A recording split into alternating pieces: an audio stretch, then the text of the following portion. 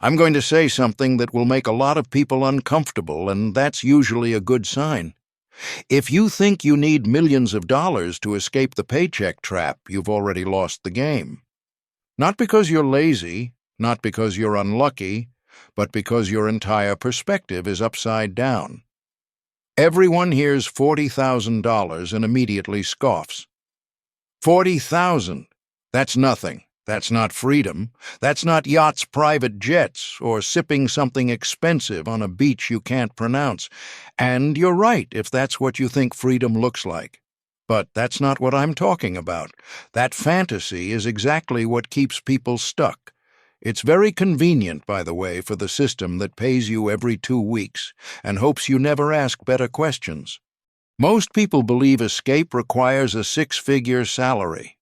Some believe it takes a genius-level investment, a magical stock, or the perfect crypto at the perfect second. Others quietly wait for luck to show up as if luck has a calendar reminder. Let me save you some time. None of that is required, and chasing those ideas is one of the fastest ways to stay exactly where you are. The real problem isn't the amount of money you have. It's how you exist inside the paycheck system. A system designed to keep you just comfortable enough to tolerate it and just scared enough to never leave it. You're trained to think in monthly cycles. Rent due, credit card due, groceries due. The moment your income stops, panic starts. That's not freedom. That's dependency with better furniture. Now listen carefully. This is not a get-rich-quick speech. If that's what you're hoping for, you should probably click away right now and buy someone's course. This is about something far more valuable and far more boring. It's about reaching a point where money stops shouting at you every morning, where you don't open your banking app with a knot in your stomach, where you can make decisions without asking, "Can I survive if I say no?" $40,000 doesn't make you rich. But used correctly, it can buy you something most people never experience even once in their lives: breathing room, time, options. And once you understand that freedom isn't about excess, but about control, you'll realize why so many people with far more money than that are still completely trapped. Let me redefine something that's been completely hijacked by marketing departments and Instagram influencers. Financial freedom is not a yacht. It's not early retirement with your feet up at 35, pretending you don't get bored by Tuesday. And it's definitely not posting motivational quotes from a beach while quietly panicking about your credit card bill.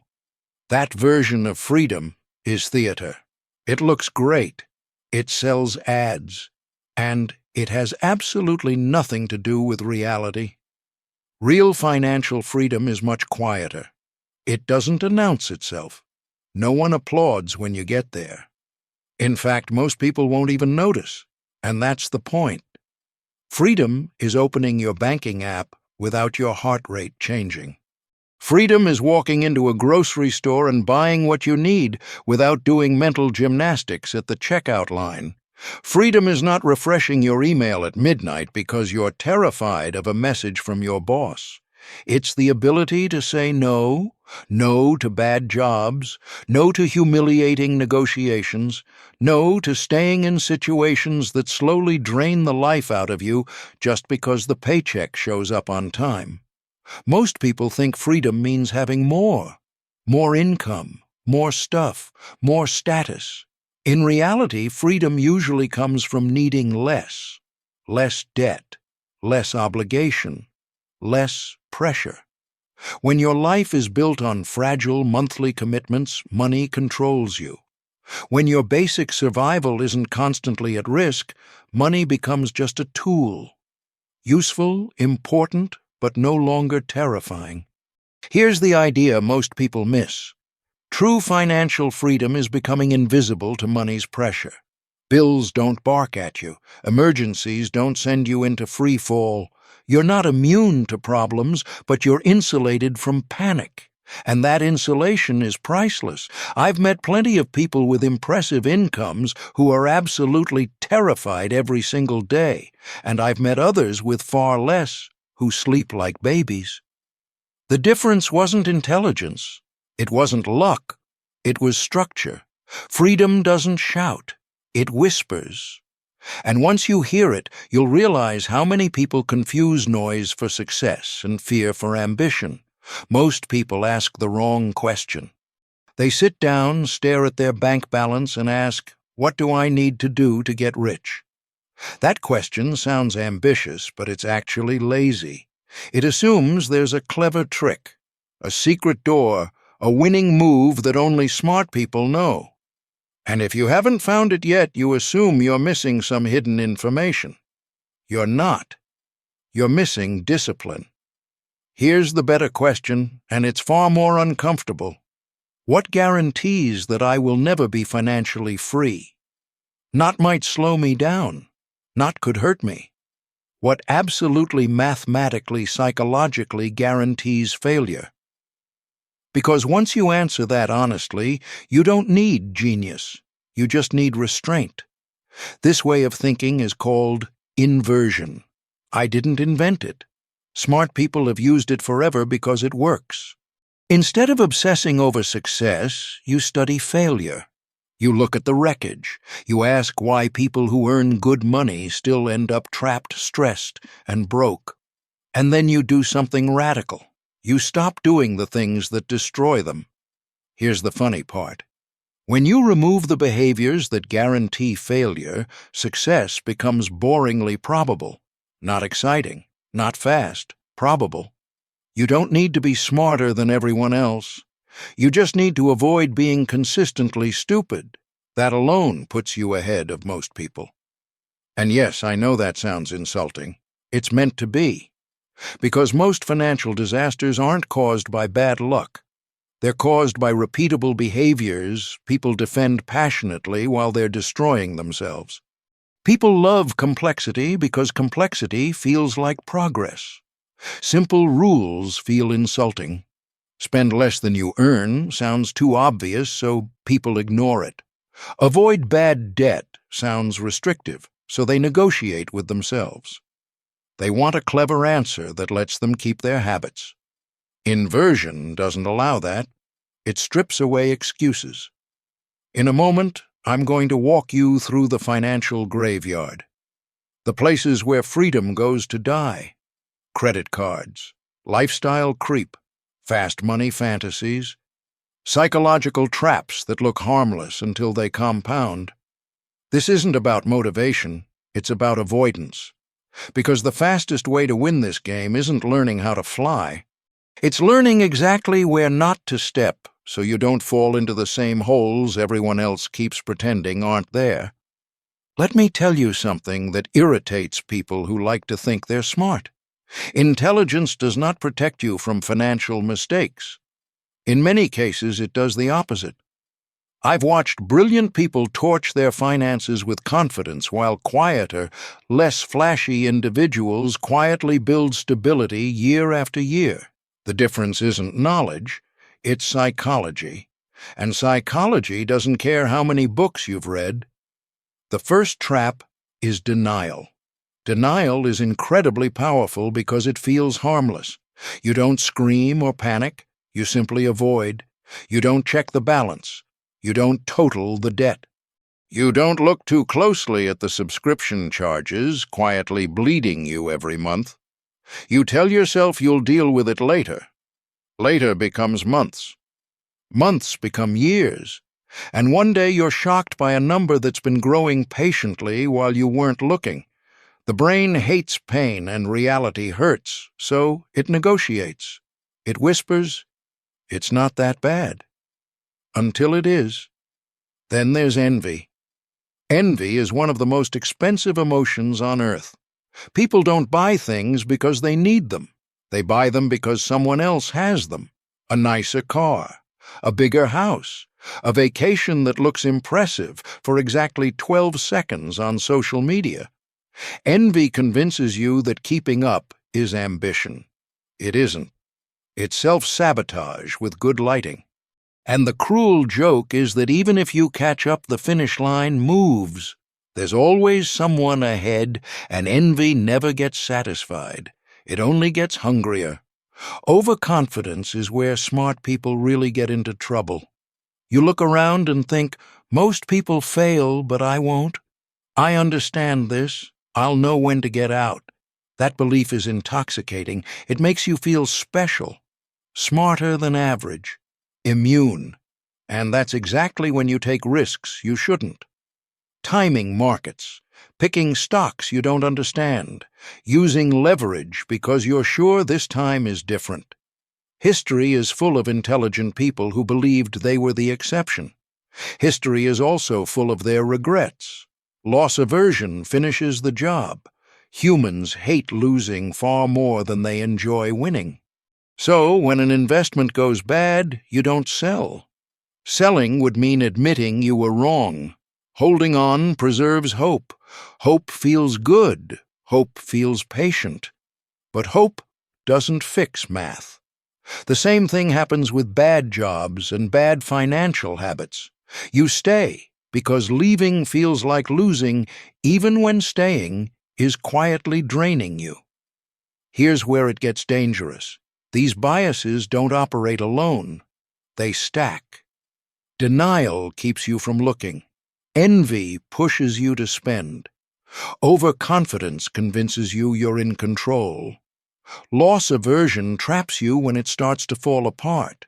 Each one might seem manageable on its own. Together they multiply. And that's how intelligent, well-intentioned people end up making catastrophic decisions that feel perfectly reasonable at the time. Your brain wasn't designed to manage money. It was designed to keep you alive on a savanna. It reacts emotionally first and rationally later. That's not a flaw, it's a feature. But if you don't understand it, it will run your financial life straight into the ground. The goal isn't to eliminate emotion. That's impossible. The goal is to recognize it before it makes decisions for you. This is why financial freedom isn't about being clever. It's about being aware. Awareness slows you down. It creates friction between impulse and action. And in a world designed to separate you from your money as efficiently as possible, that pause might be the most valuable asset you ever own. Now, let's deal with the number everyone keeps obsessing over. $40,000.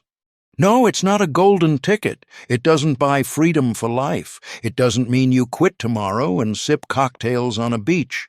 Anyone telling you that is selling something. But dismissing 40,000 as meaningless is just as foolish, because the real power of that number isn't what it buys today, it's what it removes. Starting from zero is brutal. Zero is discouraging. Zero makes every setback feel personal. When you're at zero, progress is invisible for a long time. You save a little, invest a little, and nothing seems to happen. That's where most people give up. Not because the math doesn't work, but because their patience collapses before the math has time to breathe. That early phase is where dreams go to die. $40,000 moves you past that psychological wall. It's a head start. It's years of effort already completed. It means your money can finally start doing some of the work instead of you doing all of it. And that matters more than people realize.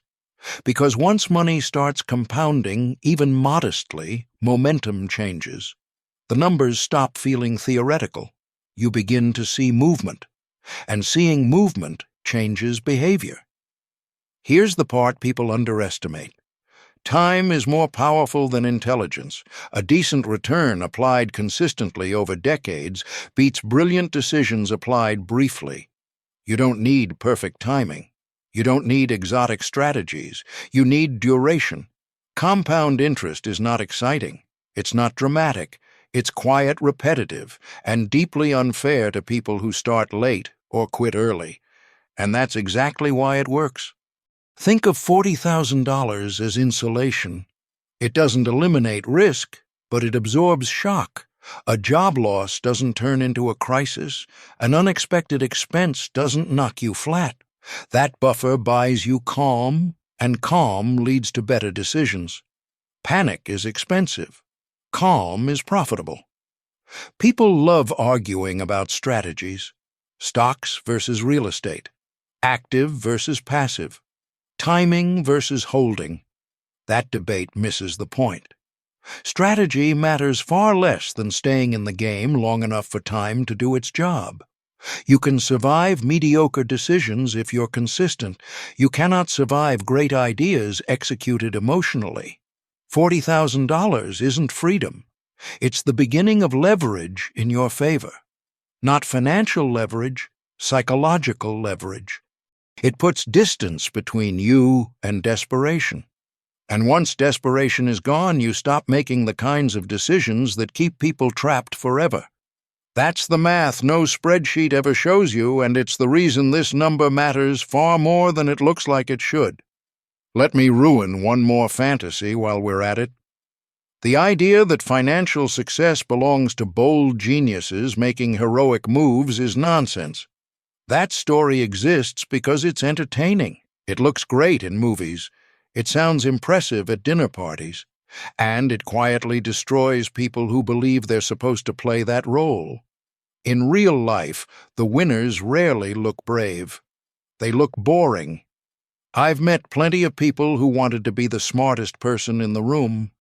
They chased clever deals, complex strategies, and exciting risks. They loved saying things like high conviction and asymmetric upside. Most of them eventually learned a painful lesson. Being smart doesn't save you if you keep putting yourself in unnecessary danger. Sometimes intelligence just gives you better excuses for bad decisions. Here's a far less glamorous model. Be a cautious little squirrel. I know it doesn't sound heroic. No one writes books about it. No one goes viral talking about it. But it works. The squirrel doesn't try to impress anyone. It doesn't predict the future. It gathers more than it needs, hides it carefully, and doesn't touch it unless it has to. That's it. No drama, no ego. You don't need to be brilliant to win this game. You don't need courage. Courage is overrated in finance. What you need is restraint. You need the discipline to avoid risks that offer excitement, but no real necessity. You need the patience to accept slow progress without trying to speed it up. And you need the humility to admit you don't know more than the market, the economy, or time itself. The irony is that boredom is an advantage. Boring strategies are repeatable. Boring plans don't tempt you to interfere. Boring systems keep working while you're busy living your life. Most people fail not because their plan was wrong, but because they couldn't leave it alone. They poked it. They adjusted it.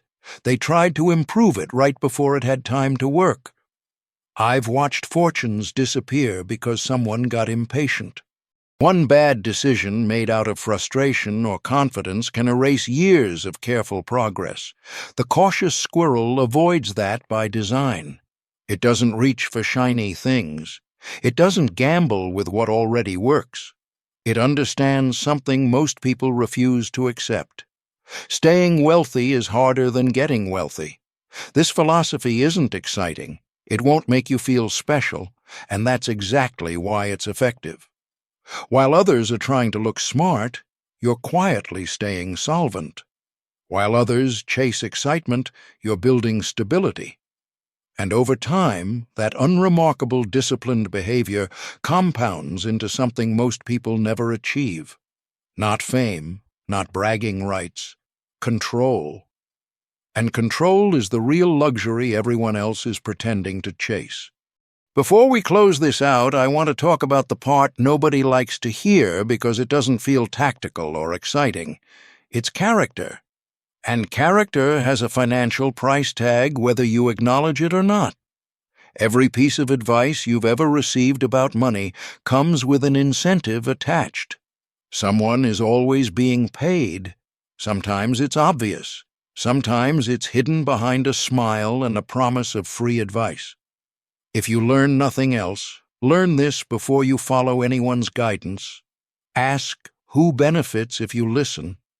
If the answer isn't clearly, you slow down. Skepticism isn't cynicism, it's self-defense. And it's a skill that compounds over time. Reliability works the same way. Every promise you keep earns interest. Every promise you break creates debt. Show up late enough times, miss enough obligations, cut enough corners, and doors quietly close. No announcement, no drama, just fewer options. Over decades, reliable people end up with more opportunities than talented but inconsistent ones. That isn't philosophy. It's math. Reputation compounds just like money does, except you can't refinance it once it's gone. Reading matters for the same reason. Not because books give you stock tips or secret plays, but because they build mental models. They show you how other people failed before you had to. They let you recognize patterns before they become expensive lessons. The wisest investors I've ever met weren't geniuses. They were readers. They understood how incentives, psychology, and systems interact, and they stayed within what they actually understood. And this brings us back to time. Financial freedom is a long game. Anyone promising shortcuts is selling fantasy. Progress happens slowly, then suddenly, and only if you stay in the game. Patience isn't passive. It's active restraint. It's choosing not to sabotage yourself when boredom sets in and progress feels invisible. $40,000 isn't the finish line. It's the door. It's proof that you've already done something difficult, that you can delay gratification, that you can build a buffer between yourself and panic. What you do after that matters far more than how fast you try to go.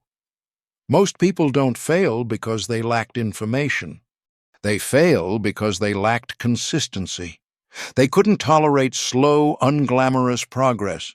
They mistook excitement for intelligence and motion for momentum. Don't make that mistake.